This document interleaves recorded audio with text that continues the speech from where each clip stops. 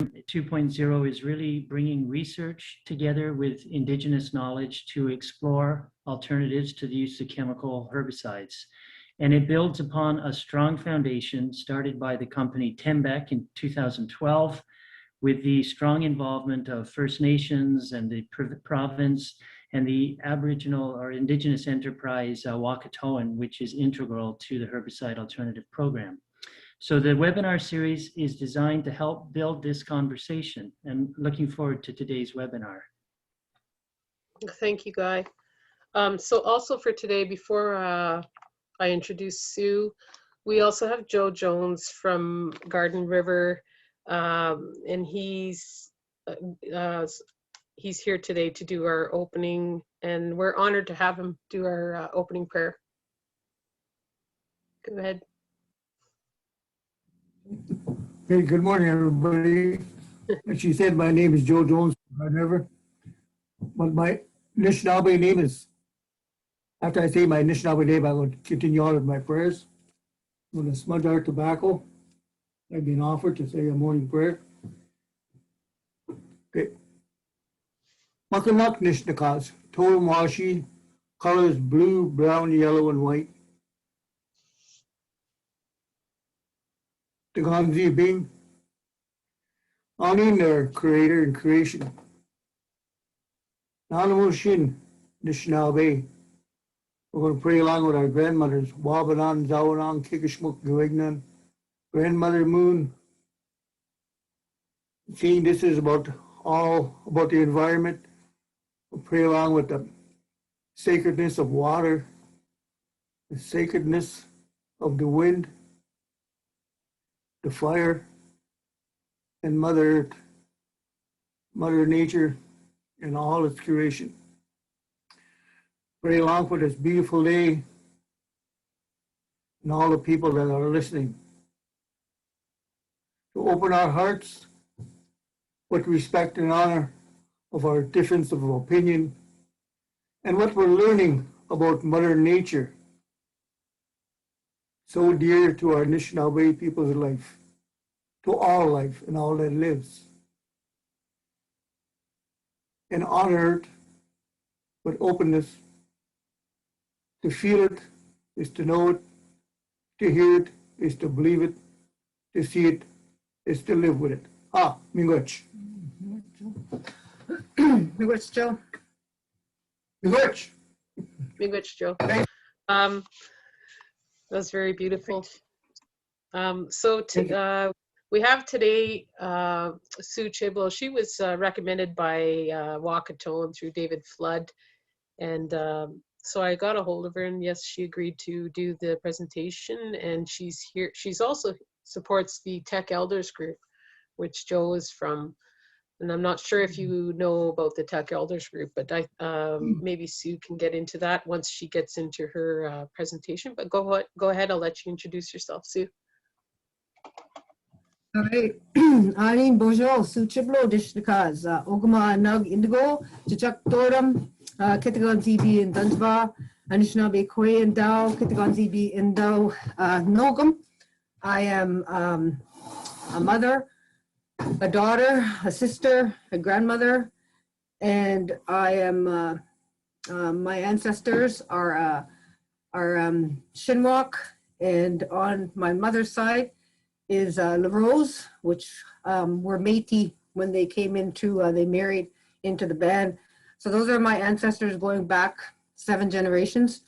I live here in my community of Garden River First Nation. I live along the St. Mary's River. And yeah, so I want to say it's miigwech to Joe for doing that prayer for us and for the smudge. And I'm going to do a presentation today. And the presentation that I'm doing is speaking directly from an Anishinaabe perspective, because that's who I am and that's where my knowledge comes from. Is from the elders and from the lands and from ceremonies.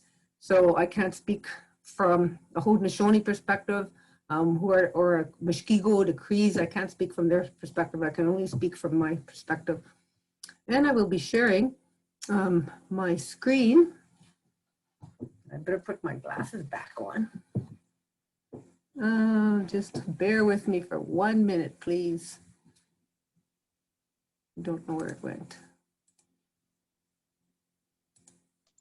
There it is. All right.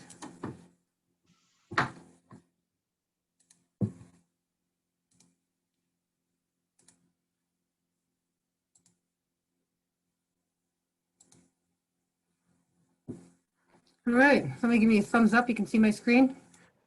Yes, and now maybe you could just go into slideshow mode. Yep. Perfect, I works might be a great. little, yeah, I might be a little bit delayed because of where I live. I have satellite internet, and it seems that I'm always a little bit delayed. So yeah, so today I'm going to be sharing a little bit about Anishinaabeg Geek and Doswin Min, which is Anishinaabeg, it's our knowledge, and talking about Kino Gigo Nahadosin, which is how everything is connected. Everything is connected. So before I get into it, this is on the left there, and this, I think you can see my mouse. This is a reserve box of Garden River First Nation. So I live up here along the St. Mary's River. And then in the bigger scheme of things, this is the territory that I'm from, the Great Lakes Territory. So these are the lands and the waters that govern me. These are the ones that have provided me with knowledge and how to move forward. In everything that we do as Anishinaabeg people, spirit comes first. So this morning I went out for a walk. I put my sema down, asking for that guidance, asking for that knowledge, asking for that respect so that I can hear with my heart and be able to do justice to this knowledge that has been shared with me. So Anishinaabeg Geek and Doswin Min.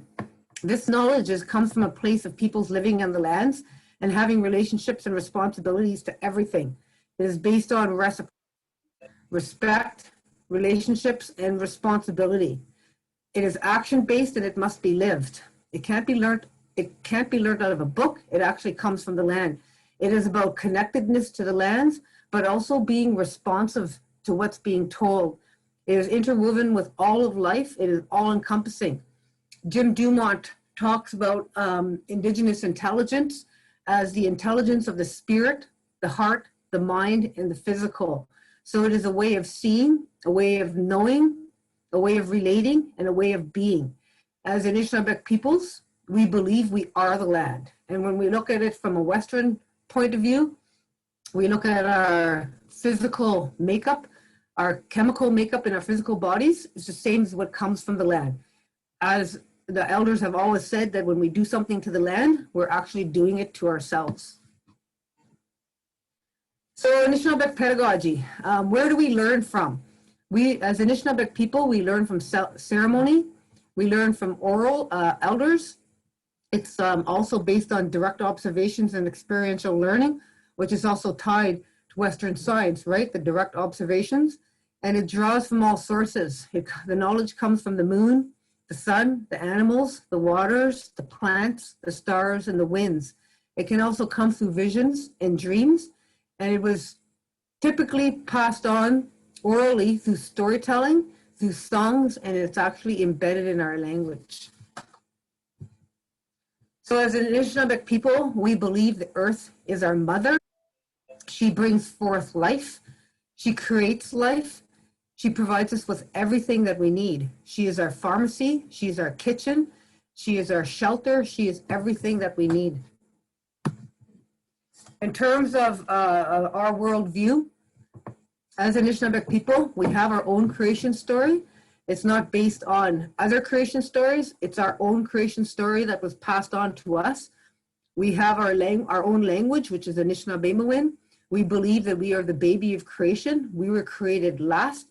We know that everything has spirit. The earth is alive. All of the earth is alive and it's imbued with spirit. We have 7 sacred teachings. Some people like to refer to them as grandfather teachings. Regardless of what we call them, those are teachings that are supposed to guide our lives. We had a clan governance system on how we were structured and how we governed ourselves. We live our lives based on Minobamadzwin, which is the good life, loosely translated as the good life. So we use those 7 sacred teachings to strive to live Minobamadzwin. We know that spirit comes first in everything that we do. And we had our own laws.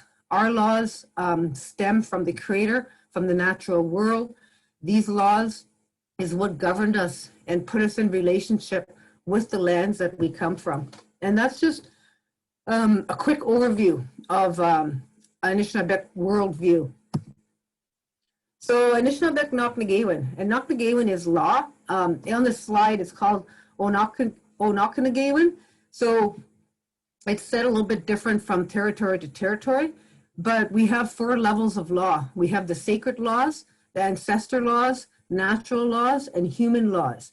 And all of these laws, this is not something new. We just didn't create this. This has been with us since we were put here on Turtle Island. And when I say Turtle Island, I'm talking about Canada, the US, and Mexico.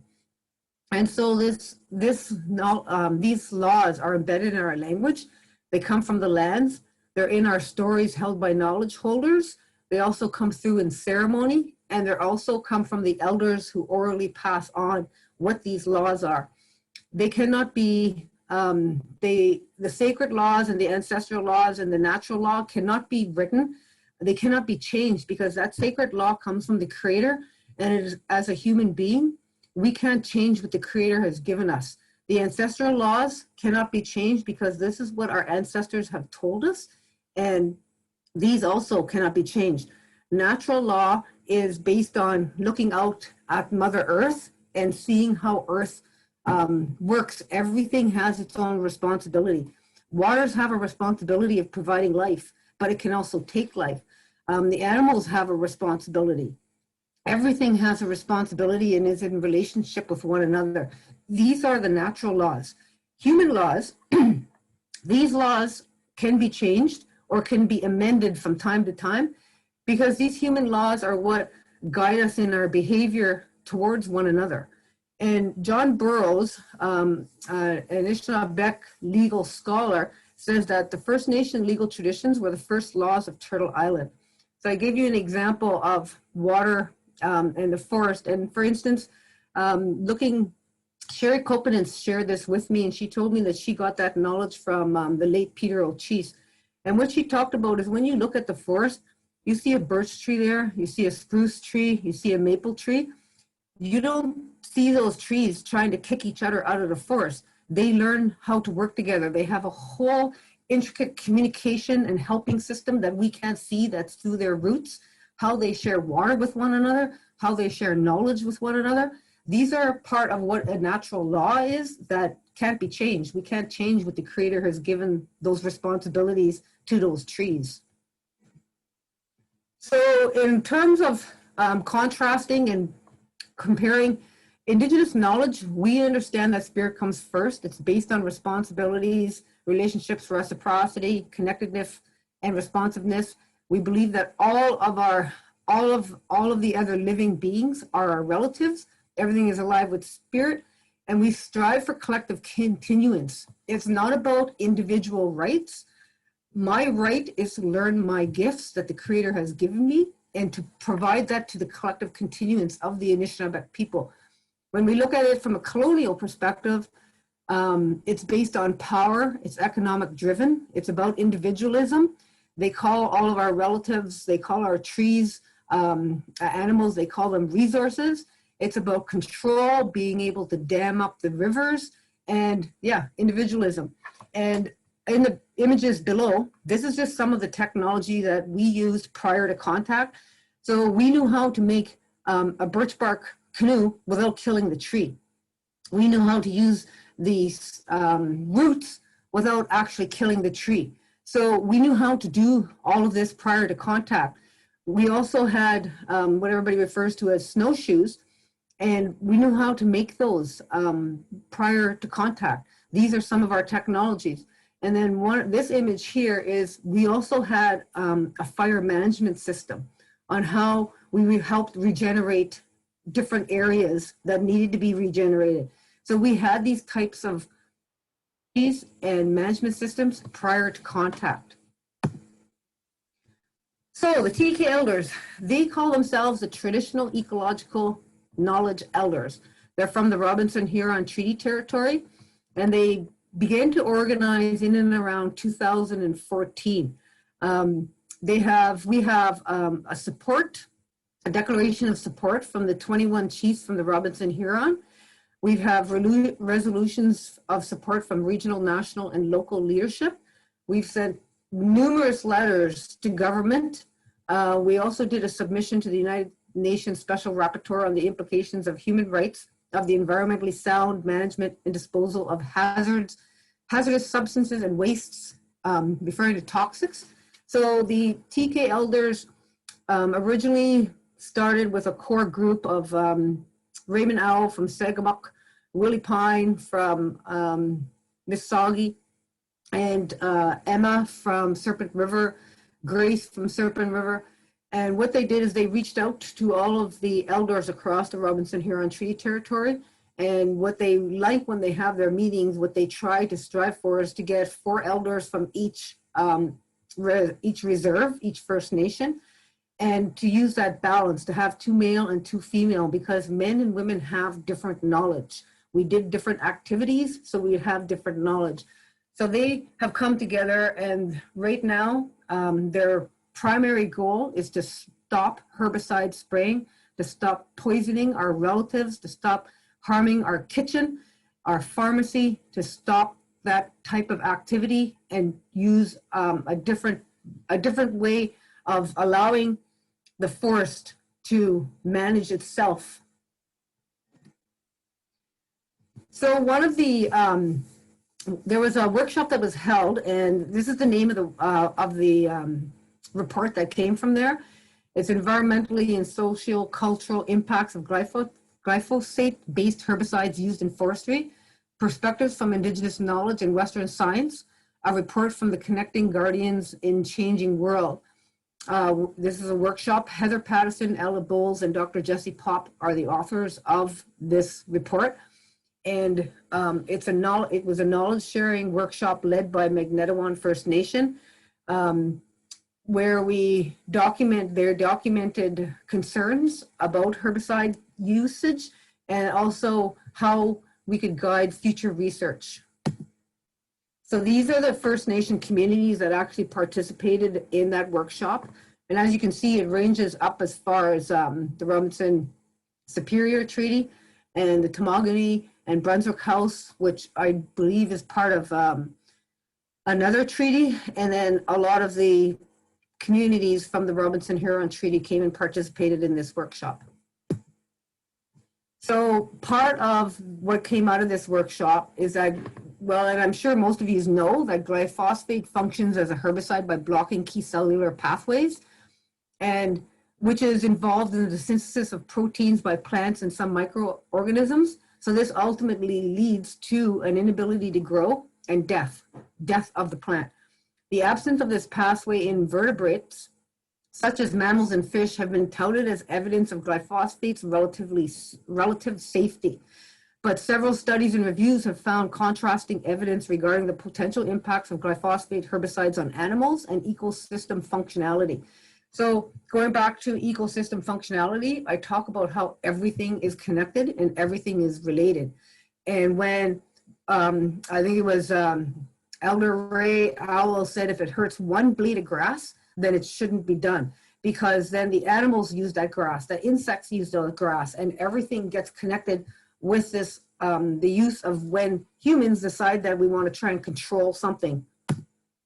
So some of the key concerns out of that workshop and what the elders have said is that they're concerned about plant biodiversity and health. Southern Ontario has, a diversity strategy, but it only seems to be working in, or they only seem to apply it in Southern Ontario, because once they remove these trees, what they do is they go in and they make a plantation, and that totally disrupts who was living there prior to them killing all of these trees. So plant diversity is a huge issue when they're making these plantations, and also that ties right into animal biodiversity, because then when you go to those types of forests that have been made into a plantation, sit and listen, and you won't hear nothing. You might be lucky if you hear a squirrel, but you don't hear anything. And everything has moved out of that area. So they also were concerned with movement through the environment and persistence in terms of how this herbicide moves through the environment. It moves through the soils, connects into the water systems, the underground systems, how it floats along and gets into the water, how an animal can pick it up and move it, and how long it actually stays inside the soils and inside the waters. And they were also concerned about human safety and well-being. And at the bottom line is when people are applying this herbicide, you're destroying Anishinaabeg knowledge. You're destroying our way of life. You're destroying who we are. And trying to portray that message to industry and to government has been a huge, huge challenge, because it's 2014 and now we are in 2021 and we're still sitting at the table trying to convey that message to them. So this project that was done, they identified some main gaps. There is very little research that has been done to explore the direct effects of glyphosate-based herbicide toxicity to most of the fauna and flora of the Great Lakes region of northeastern Ontario, as well as the persistence in the environment. So there's a lack of research. There's an opportunity to do more research. Also, the indirect effects of glyphosate-based herbicides to the ecosystem are generally poorly understood as a resulting impacts of trophic cascades. So the research regarding the impacts of glyphosate-based herbicides used in forestry to indigenous cultures and community well-being are generally lacking. Well, generally lacking, they're just absolutely not even there. Research that infuses a holistic framework, acknowledging and incorporating the interconnectedness of the environment, including humans, is greatly needed. Community-led research that interweaves indigenous and Western knowledge systems is critical to do a comprehensive assessment. And in terms of assessments, the TK elders have asked the forestry companies if they had to do an environmental assessment, which is now being coined as impact assessments, on when they're spraying this toxin on our lands, on our relatives, and they haven't even had to do an environmental assessment. One of the communities tried to do a bump up and the government turned it down. So these are some of the frustrations that the TK elders and the communities are encountering. So Ray says bon ton. Bon ton means stop. It means slow down, it means stop. This is a sign that's in front of, that's in Serpent River's territory in front of the huge log building. And it says, Health Canada, stop approving herbicides for forest management. This was part of the complexity on working with the governments. We have Health Canada, who approves what comes into Canada. And then we have the Ministry of Natural Resources, who approves the licensing so that the forestry companies can use it. And then we have the ministry, and I don't know what they're called anymore, but it used to be the Ontario Ministry of Environment. And they're the ones that actually are doing some of the studies. So, and of course, we have Natural Resource Canada too, that does studies, right? So you see the complexities of who's doing what and how it's all, it all seems to be in silos and everybody's doing something different. There doesn't really seem to be a coordinated approach on dealing with glyphosate. And we know in Southern Ontario, many other municipalities, they've banned this use on lawns within their cities. And, you know, you think about why they did that. And so why aren't they doing it to our backyards? The bush out there, that's our backyard. That's our pharmacy. And yet they're still allowing them to spray this chemical on our relatives in our yard. So currently, what's going on right now with the TK elders? We've met with a fairly new organization, the Robinson Huron Treaty Territory Organization, and the TK elders, and we're looking at developing a protocol agreement on how the TK elders are going to work with the Robinson Huron Wawindamagwin in terms of roles and responsibilities. The TK elders have written numerous letters, and excuse me, more recently, they wrote a letter to the Honorable Jack Yabeski Yakabuski, the Ministry of Natural Resources and Forestry, and the Minister of Environment, Conservation and Parks in June 2020, to request to meet with the appropriate decision makers of government to enter into a good faith process of consultation and accommodation relating to the aerial spray issue, because part of the problem is that we were never consulted as First Nations people on them using this chemical in our backyards. So we want to be able to sit down and have a conversation with them on this, and in terms of consultation and accommodation. And this is where we've been pushed to. You know, we were trying to sit at the table and play nicely, but unfortunately, the other parties would just keep sending us in different directions. So now we have legal, and since we've gotten legal and legal's been writing the letters, now the government wants to come to the table. So they responded in September, offering to engage in a process involving dialogue, cross-cultural learning, meetings, sharing of perspectives. We would like a literature review to be conducted, which would be a continuum of that report that I shared with you, and the development of a plan to move forward with replacing the use of chemical herbicides with non-chemical silviculture methods within their treaty territory.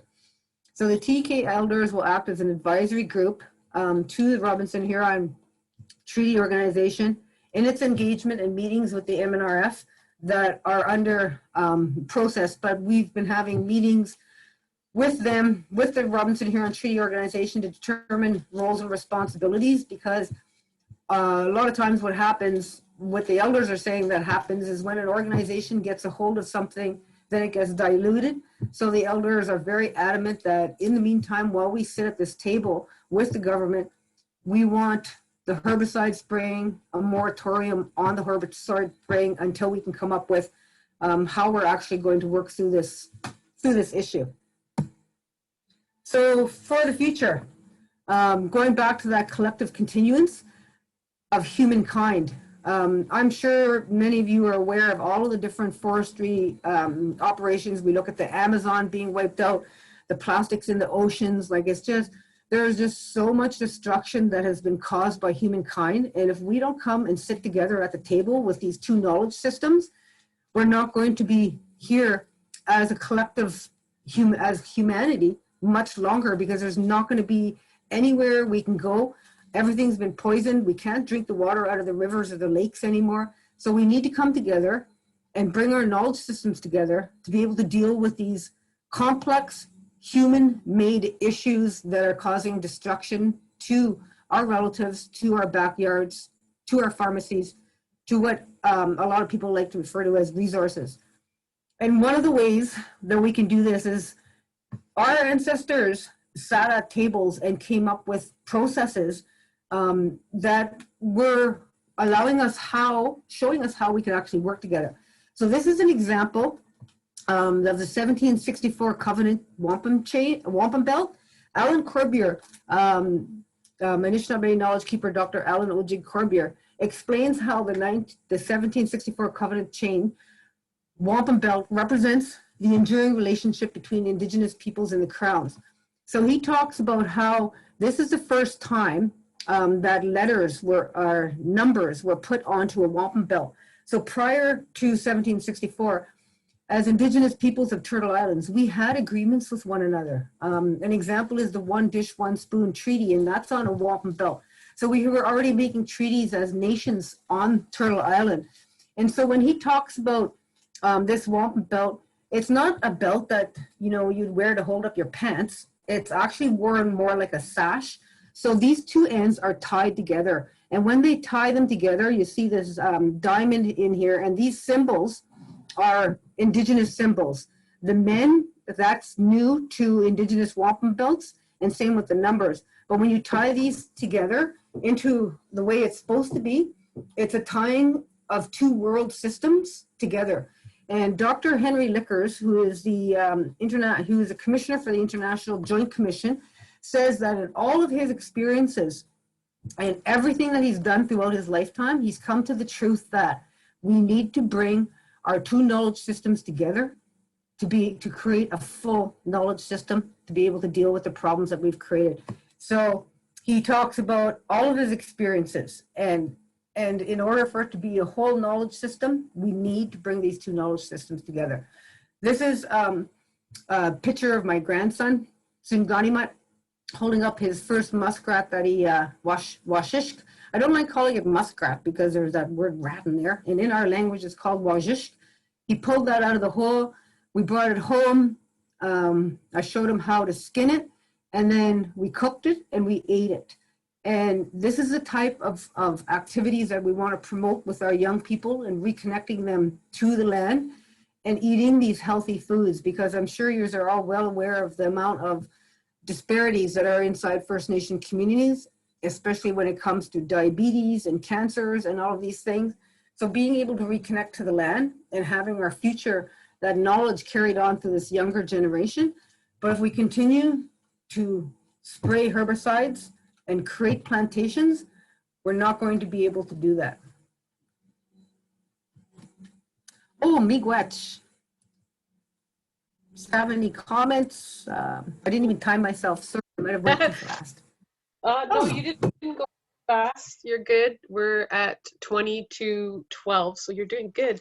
Thank you, Miigwech. That was great. So thank you for voicing your concerns, Sue. I'm just gonna, before we go into the Q&A, I just wanted to go back a little bit on your presentation. Thank you for showing us that background info on who we are as people, as a part of the reconciliation process. I think it's important, and I'm happy that you put that in your work.